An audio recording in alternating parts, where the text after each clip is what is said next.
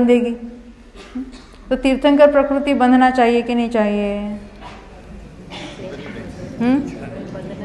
चाहने से नहीं बनती कहते हैं।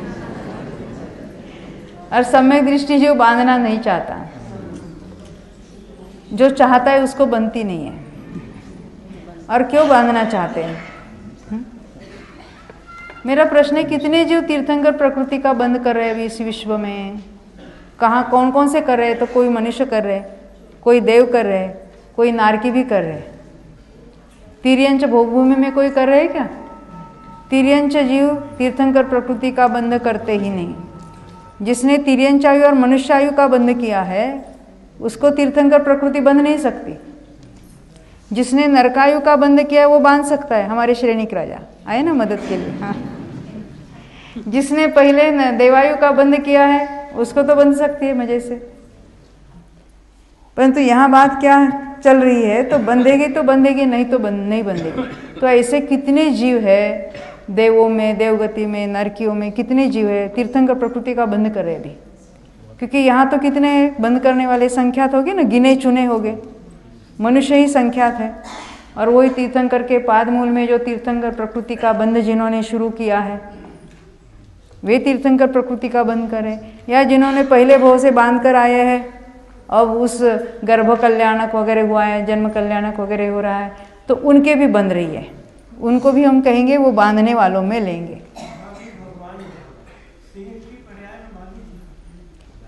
आपका प्रश्न ऐसा है, वैसे तो हम बीच में प्रश्न को अलाउ नहीं कहते, फिर भी सिंह की पर्याय आपका प्रश्न ऐसा है, क्या सिंह की पर्याय में महावीर भगवान ने तीर्थंकर प्रकृति का बंध किया था कि नहीं किया था?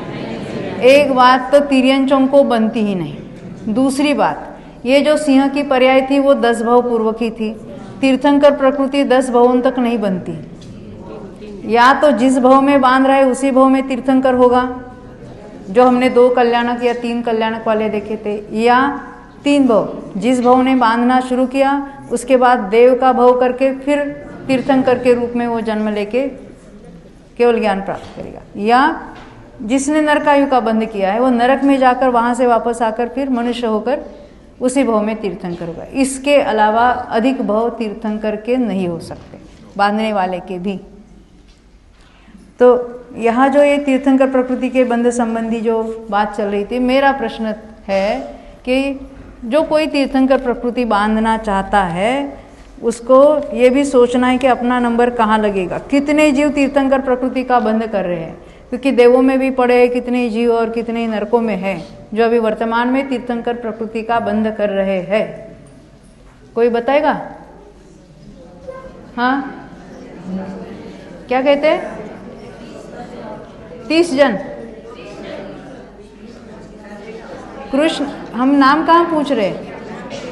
हम ऐसे कितने जीव हो सकते पूछा? संख्या पूछ रहे हम। हाँ, 170 अधिक से अधिक। तीर्थंकर कितने होते नहीं पूछा हमने। बोलो अश्विन भाई, बोलो।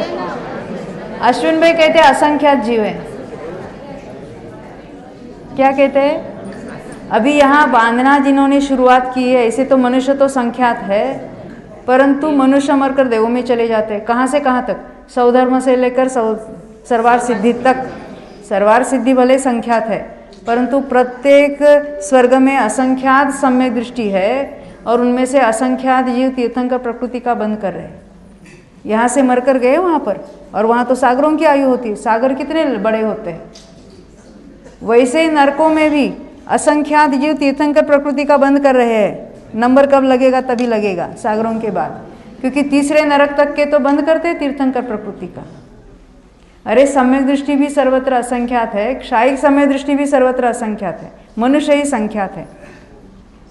6 महीने और 8 समय में 608 जीव क्षायिक समय दृष्टि होते हैं नियम से। जैसे श्रेणी चढ़ते और मोक्ष जाते ये नियम है ना, वैसे दर्शन मुनि का क्षय करने वाले भी जीव हर 6 महीने 8 समय में 608 ही होते हैं। अब उसमें से कितने मोक्ष चले जाएंगे, कितने ही देव में जाएंगे, कितने भोगभूमि, क्षायिक वाले तो जा सकते हैं ना भोगभूमि में। वहाँ के तिर्यंच हो गए, वहाँ के मनुष्य हो गए, कोई नारकी पहले नरक में चले जाएंगे। पहले नरक में एक क्षायिक समय दृष्टि भी असंख्यात है। ऊपर के देवों में शायिक समय दृष्टि असंख्यात है।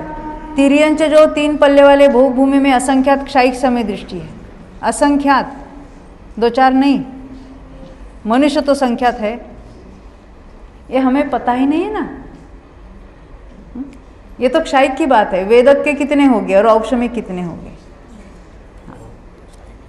तो ये जो बात है, तीर्थंकर प्रकृति का बंध करने वाले मरकर अभी कोई देव में जा रहे हैं, कोई नरक में जा रहे हैं, और वहाँ भी उनका निरंतर तीर्थंकर प्रकृति का बद्ध हो रहा है। ऐसे जुबिया